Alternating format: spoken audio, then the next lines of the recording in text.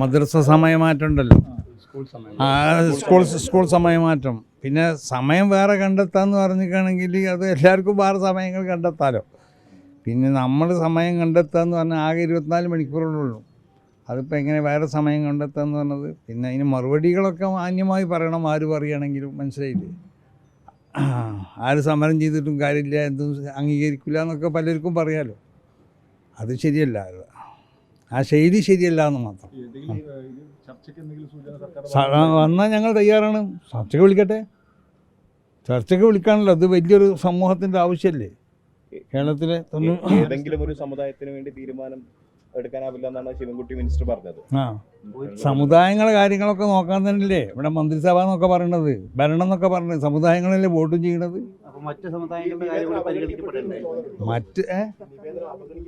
അവഗണിക്കപ്പെട്ടു നമുക്ക് തോന്നുന്നില്ല.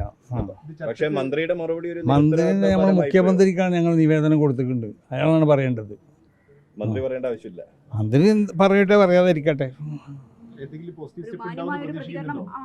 ആണ് ഞങ്ങൾ ആവശ്യപ്പെടുന്നത്. മനസ്സിലായില്ലേ? ഒന്നും ചർച്ചയ്ക്ക് വിളിച്ചൂടെ? വലിയ സമൂഹമല്ലേ, അങ്ങനെ അവഗണിക്കാൻ പറ്റുമോ? അല്ല, അത് ഞങ്ങൾക്കറിയില്ല. ഞങ്ങളോട് ചോദിച്ചിട്ട് അവരോടല്ലേ ചോദിക്കേണ്ടത്.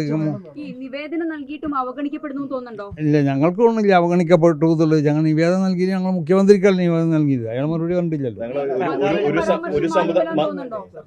ചർച്ചയ്ക്ക് അയാൾ പഠിച്ചല്ലോ, അയാൾ പോയില്ലേ. ഒരു സമുദായത്തിന്റെ മാത്രം പ്രശ്നം പരിഗണിക്കാൻ പറ്റില്ല. അല്ല, എല്ലാ സമുദായത്തിനും പരിഗണിക്കണം. ഞങ്ങൾ ആവശ്യങ്ങൾ ഞങ്ങളല്ലേ പറയല്. അത് വേറെ സമുദായങ്ങളുണ്ടോ ഇല്ലേ? മന്ത്രി അത് പറഞ്ഞത് മാന്യമല്ലാത്തൊരു മറുപടി ആയിപ്പോയി. അല്ല, അയാൾ പറയണത് എന്ന് പറഞ്ഞാൽ സമുദായത്തിന്റെ അങ്ങനെയല്ലല്ലോ പറയേണ്ടത്. നമുക്കത് ആലോചിച്ച് ചെയ്യാന്ന് പറഞ്ഞൂടെ? ഞങ്ങൾ അങ്ങനെയൊന്നും ചെയ്യൂല, ഒരു വാശി പോലെ പറയല. എങ്ങനെ അതെങ്ങനെ മാറ്റാം? മദ്രസമയം മാറ്റാൻ പറ്റൂല. എവിടേക്ക് മാറ്റണ്ടേ? ആകെ 24 മണിക്കൂറല്ലോ ഉറങ്ങുന്ന സമയത്താക്കുക മദ്രസ. അത് എപ്പോഴാണ് ആക്കേണ്ടത്? എപ്പോഴാ സമയം പറയും?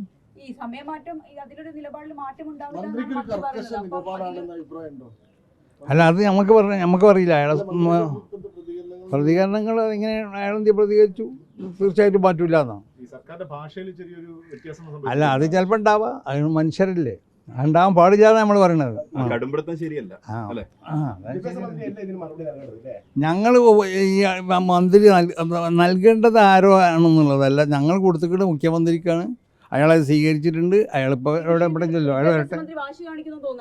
അതൊന്നും നമ്മൾക്ക് അങ്ങനെ തോന്നലൊന്നുമില്ല. പക്ഷേ വാശിമാനുള്ള സ്വഭാവങ്ങൾ പാടില്ല എന്ന് മാത്രം, അതേ നമുക്ക് പറയാനുള്ളൂ.